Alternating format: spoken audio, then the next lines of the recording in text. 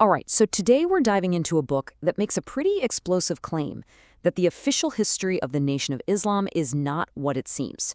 We're talking about a story of a hidden founder, a potential government imposter, and a struggle over the very soul of a movement that truly shaped Black America. And it all boils down to this one central question. Who really founded the Nation of Islam? The official history gives us one name, but the book we're looking at today offers up a version of events that's a whole lot more complicated and way more controversial. So the source we're digging into is this book, Shach Dawood versus W.D. Fard, written by Dr. Malachi Z. York. Now, just to be super clear, our goal here is not to prove or disprove any of this. We're simply unpacking the arguments and the evidence that the author lays out in these pages. Okay, let's get into it. Here's how we're going to break this all down. First, we'll look at the contested history itself. Then, we'll introduce the two key figures, the two supposed founders. After that, we're going to walk through the book's investigation of the alleged imposter, try to decode some of the symbols it talks about, and then wrap up with the author's pretty startling final conclusion. Okay, let's start at the beginning with this contested history. So, the story that most of us know, the one you'll read in the history books, it kicks off in Detroit during the Great Depression. You have this man, kind of a mysterious figure, known as Wallace D. Fard or Master Fard Mohammed. He shows up, establishes the Nation of Islam, and really lays the foundation for what would become an incredibly powerful movement. But this book, right from the get-go, says that whole narrative is wrong. You know how Fardo famously disappeared a few years later? Well, the book argues it wasn't a mystery at all. The author's whole premise is right here. There's factual proof that he didn't really disappear. Instead, the book claims his disappearance was just a cover for his real mission, which was to infiltrate other Black organizations. And this leads us straight to the two main characters in this whole drama, the man the book calls the authentic leader and the one it labels a total usurper. So on one side, the book puts forward Sheikh Dawood Ahmed Faisal as the real founder. He's described as this Islamic scholar born in Morocco who started the Muslim mission in America. And on the other side, you've got W.D. Fard, who the author claims was nothing more than an imposter who hijacked the whole movement. Okay, now this is where it gets really interesting. Look at this famous photograph of Elijah Muhammad. The book claims the man standing with him is not the true founder. It even brings up a newspaper article where the Nation of Islam supposedly offered $100,000 to anyone who could prove that the different photos of the founder were all of the same person.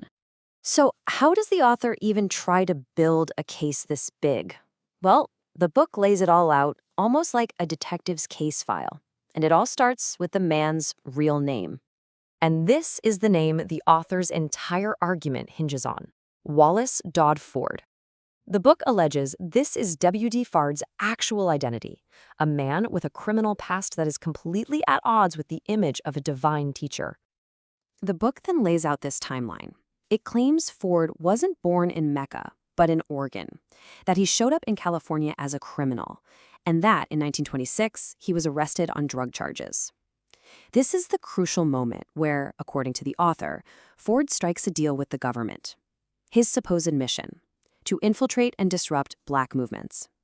And then, 4 years later, he pops up in Detroit, not as Ford, but as W.D. Fard. And if you thought that was a lot, get this. The book doesn't just claim Fard was a criminal. It alleges he was a, quote, Mormon by religion and a member of the Aryan Nation. I mean, a background that is the literal complete opposite of everything the Nation of Islam teaches. To try and back this up, the book presents this newspaper article from 1959. The author says it was written by Sheikh Dawood himself. And that headline, wow, it's explosive. White man is God for cults of Islam. Now, in a movement built on the idea of Black divinity and calling the white man the devil, that headline was a direct shot, an accusation that the nation was secretly worshiping a white man. The book uses this as proof that the true founder was trying to expose the imposter decades earlier. But the author's argument doesn't just stop with the people involved. The book claims the whole conspiracy is actually encoded in the movement's symbols, like a kind of hidden language right in front of everyone's eyes. For example, take the famous flag of the Nation of Islam. The book just brushes aside any connection to Saudi Arabia, the heartland of Islam. Instead, it claims the flag comes directly from the Turkish flag, which it frames as a sign of an inauthentic, non-Arab influence on the movement. And from there, the symbolic analysis goes way deeper, and honestly, into much darker territory. The author draws a direct line from the star and crescent symbol to the occult symbol of Baphomet, from that famous drawing by the 19th century occultist Eliphas Levi. This connection is used to make the book's most extreme claim, that the symbol's roots aren't just non-Islamic, they're actively satanic. So, in response to what he calls these corrupted symbols, the author offers up his own corrected version. This new symbol brings in the Egyptian Ankh, which represents life, inside the star. It's meant to symbolize a return to what the author calls true ancient principles, a mix of Egyptian and esoteric beliefs he terms Nubian.